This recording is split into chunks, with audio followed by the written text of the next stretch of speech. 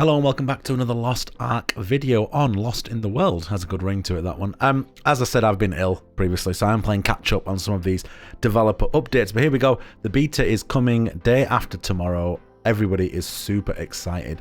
So quickly run through this update and then we'll go into the business model which they've revealed, which is really exciting because there's some really big changes. So all these haters who are going on about pay to win, it's pay to win.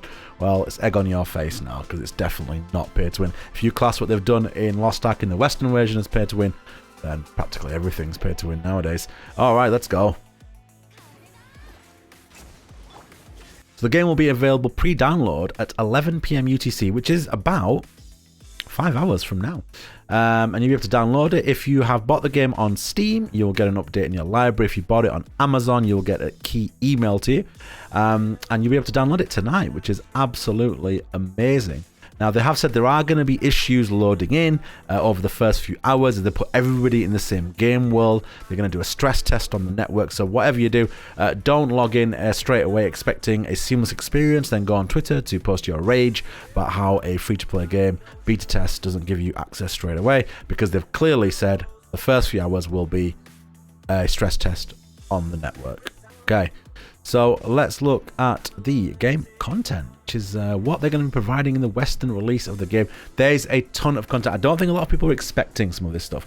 There's a lot of endgame raids. There's a lot of tier 2 endgame dungeons and raids as well, which gives you better enemies, tougher mechanics, better loot, higher gear score, etc, etc. If you've played these games before, you know how the leveling process works.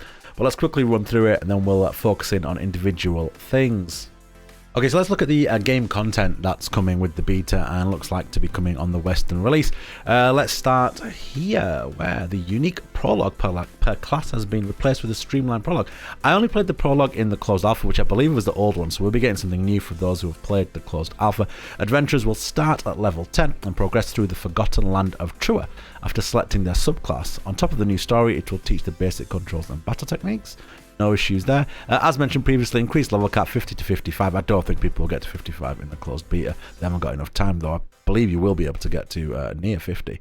Increased expedition level cap from 55 to in the closed alpha to 100. That's basically your account level. Second awakening skill and quest added for all classes. That's really cool because sometimes the first awakening skill I don't think was always like a good skill, or even one that most people would use. So second awakening skill, I think, just gives people more options, and quests added for all classes. All content up to Rohandal. Now, I've been doing a lot of research on Lost Ark in the run up to the beta, and Blue Rohandal is like a new continent stroke island, and it just gives you more endgame content. Gives you a field boss, which sounds like an open world boss, I might be wrong.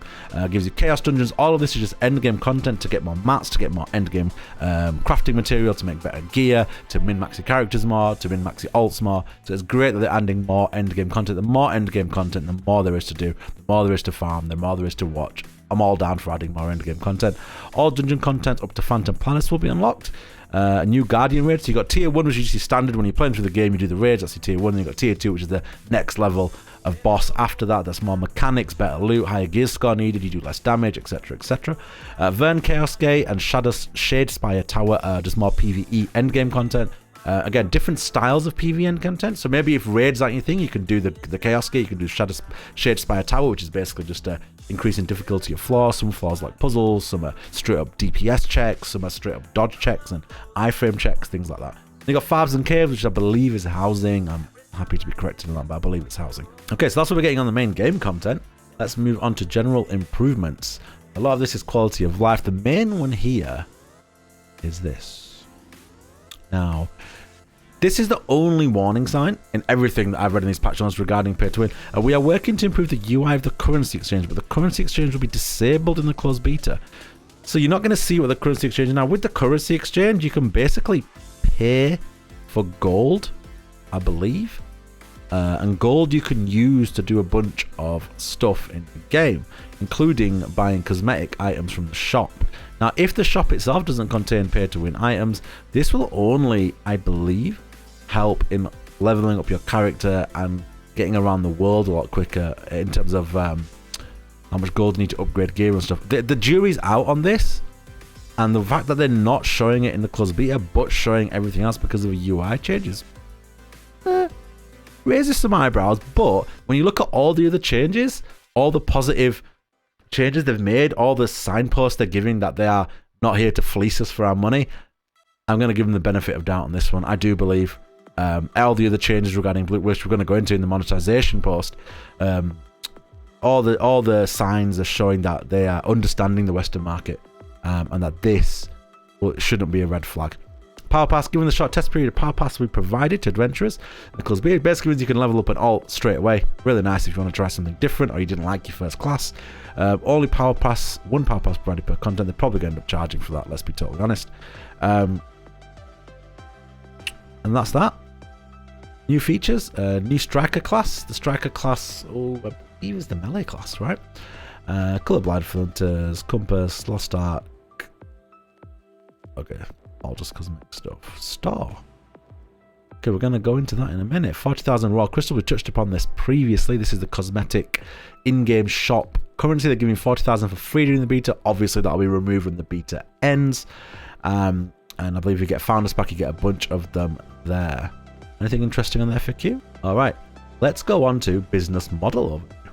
Okay, let's discuss a highly controversial topic, maybe, in Lost Ark, which is its supposedly pay-to-win mechanics. Now, Amazon did say right at the beginning when they announced that this game was coming to the West that they will be changing the business model of Lost Ark to match up with the Western kind of ideal on spending money and monetization in games. The Western ideal and the Eastern ideal on how much money should and can be spent in games is very different. And with this post, they confirmed all the changes they will be making. Before I go through this, I just want to break down something so you can understand while we're going through this about Lost Ark, which is how currency works in the game. I want to start at the bottom first, okay? So we start here. We have silver. Silver and gold you get in-game. Okay, silver and gold you get by playing, earned through most game progression, earned by completing quests, raids, or exchange for raw crystals, through the in-game currency exchange, earned through most game progression activities. Okay, so this is stuff that forms the baseline of your economy in Lost Ark. Now, the blue crystals, and you need to remember this when we go back and read through these changes, the blue crystals is what you can exchange gold for, and this allows you to buy things in the in-game shop. Okay. Finally, you've got royal crystals. The royal crystals let you buy certain exclusive things in the in-game shop, but they are not pay-to-win items. Now, importantly, royal crystal purchases can be traded in the trading post for blue crystals and gold. So even if you don't ever spend any money, if you have these and you don't want them anymore as a player, you can put them in the trading post for people to buy. So those things are available for the free currency you can get in the game. Okay, so let's go back to the game then, and the changes they are making. Lost Ark will be a completely free-to-play game. That's something important to remember, with in-game purchases, founders packs, and other bundles released alongside new content. The in-game store features a vast array of cosmetic items for head-to-toe character customization, and convenience items such as auto-looting pets, items that allow you to access your storage while in the field. Additionally, players will have access to Mari's secret store, offering special rotating deals. Lost Ark also features a player-to-player trading post. The trading post allows for community to play an active role in the valuation of items and make the economy within Arkesia highly flexible, letting players trade items as they see fit. So, the pets was a controversial thing. I think there's often just a lot of quality of life things. I believe every character that they say down here, actually we'll go to that in a minute, will be getting an epic pet for free as part of the quest, so they will be able to upgrade that pet and add perks to it. Okay, point number one then. To ensure all purchases in-game feel optional, it's important players have a path to acquire all items in our in-game store without having to make a purchase for real money. They mean there. Most items are available with crystals, which can be earned by trading gold at a player-run exchange. Any items without a crystal price will be tradable via in-game trading posts. That means that all items will be available for in-game earnable currencies, with few exceptions, such as founders packs and services like that. So basically they're saying almost nothing will cost real money. Everything will be done or can be done in-game for real currency. My guess is it'll obviously be quite expensive, and you can buy that stuff also for raw crystals, which will probably be a lot cheaper in terms of relative to the cost of each crystal. But yeah, if you want it for free, it's there for free if you wish to have it. And you can also get it from the trading post as well. So they are basically saying the royal crystal stuff is available to everybody, And if you wish to purchase it for real money, you can. If you don't want to farm gold and blue crystals, which is acceptable, I guess. Number 2, we have updated how pet features function. This was a sticking point in the Eastern version, how pets function, because they did provide some really nice perks. Originally, players would rent features on their pets each month, and pets would gain additional functionality. An epic grade pet will be available for free as a quest reward in the early stages of the game. In our version, pet purchases are permanent. I think when they say our version, they mean the Western version. Pet purchases are permanent, and the features that were previously rented are now available through crystalline aura benefits. Auto looting remains a default feature of pets regardless of whether or not you have crystalline aura. Crystalline aura is like a monthly pass, which you can optionally purchase. That gives you a bunch of stuff. They're saying you get a lot of the perks for free now in that monthly pass, as well as all the normal free stuff you'd get. I don't actually quite know what's in the crystalline aura. I know it's in the Founders Pack. I haven't actually read too much about what you get for it. We can have a look at that in a minute. We tuned the timing on Mari's secret store to make products stay in store for longer periods of time. Normally this would rotate every 6 to 18 hours, I believe. In the EU version, it will rotate every 72 hours. Here we go. We reconstructed the premium service Crystalline Aura to provide fair and fully optional benefits. This is a monthly pass, which is crazy. In the Eastern version, it provided increased leveling, increased movement speed, which is pretty crazy, really. But they don't do that in the Western version. They're not doing that at all.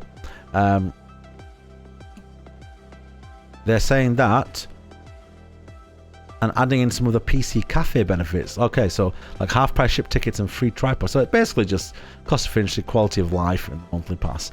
No speed boost, which is a crazy upgrade to give for money, really. I'm happy they're not doing that. Okay, so that is... So basically, guys, it looks like nothing will be available just for money. You'll be able to get everything for the blue crystals, which you can get by trading for gold, which you can get in game. And also, you can get these by just completing quests, achievements, and end-game content, by the way. So it's not just by swapping for gold. You can actually get it from doing end-game content. Let's have a look at the Founders Pack overview. Interested adventurers can prepare for their odyssey by becoming a founder. I've become a gold founder.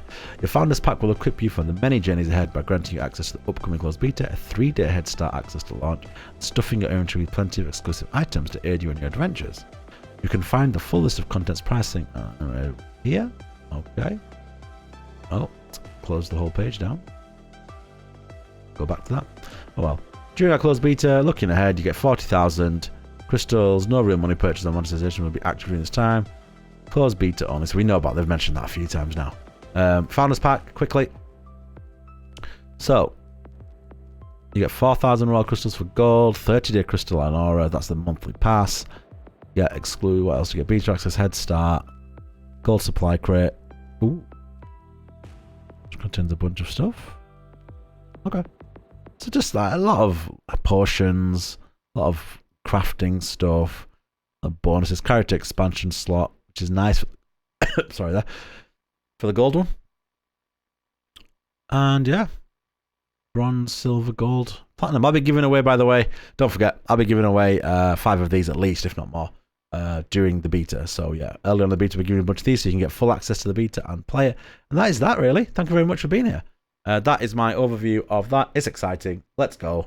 Lost Ark, closed beta, Founders Pack giveaways, link on Twitch. Follow me. Let's go. Take care, guys.